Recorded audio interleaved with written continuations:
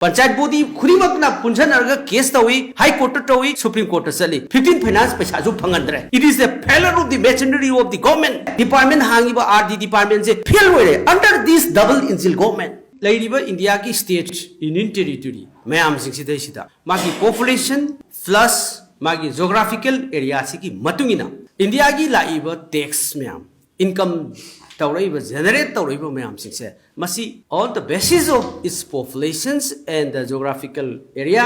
मसी चप मानना इंडिया पुनमुक्ते यंथोए अदो मसी की फाइनेंस कमीशन मसी यामना legal टोइबा अदगी constitutional की अखोई की मखादा लेबा कमीशन तमने फाइनेंस कमीशन से भारत की संविधान की आर्टिकल 280 दा मसी फॉर्म तौरिबने स्टेट खुदी मक्सी अखोई की नेग्लेक्ट तब यादव स्टेट खुदिमक्ति मसीगी पैसा शेयर से फंगदब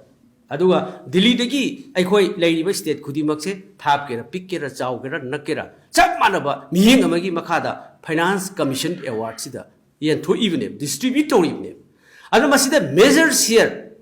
फंगिबसे मसी अखोई स्टेट अमदा अखोई की बॉडी अहुम सिने अमदा पीआरआईस पंचायती राज इंस्टीट्यूशंस ग्राम पंचायत सिंह अमदा urban local bodies municipal council Imphal municipal corporations Nagar Panchayat small towns सिना अदगी ADCs autonomous district councils in the hills हाइरिबा लोकल बॉडी अहुम सिना पुल्लगा मणिपुर सु सेमजरिबने सिदैसिदा मणिपुर सिथौद्रे ADCs ULBs Panchayati Raj institutions Gram Panchayat including all these local bodies, it makes Manipur. Manipur same name. Aduga haujiksi masigi phangada wo paisa se masi paisa se sarkar sina tauge yauna tauraga parja wahale. What is the aims? What is the directions of the state government in connection with this 15th Finance Commission? Masi sarkar ama haibasi welfare to wineba prajagi section khudimakta phanghanaba asigi tawribne mandatory ne 15 finance commission na pigadabase ado hojik ai haijarage PRIs gram panchayat ki sida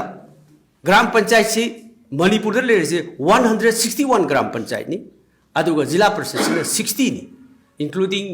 aduga members in thousands da legre adu da masi ग्राम पंचायत सिदा मसी election सी लोइगिबसी 2022 की अखोई की October थादा लोइखरे now अखोई सही अनि मपुंग फाखरे ग्राम panchayat अदुना सिगी October की तांग 2022 सिगी मतुंग दगी India government ने पीरिबा 15th finance commission की पैसा से ngasi bak pidre manipur da leiriba gram panchayat sin 2022 की मसी की क्वेश्चन से aina sahi amagi mamang da RD minister da question hangi star question roina kari gi election tawdribano election tawdabasina maram oirakanda ngasai gi 15th finance commission पैसा phangdre 15th finance पैसा pidi na house khungkibni that is misleading now it proves now that honorable ministers are the man pigi answer to house to lana salhan krian aina matam do hai do huji proof tawraisi 2022 dagi ngasi 15 finance commission je election tawdrobdi paisa pidi hai bodo huji paisa changdre election tawde aduga akoi administrative committee seme aduga high court mu case alale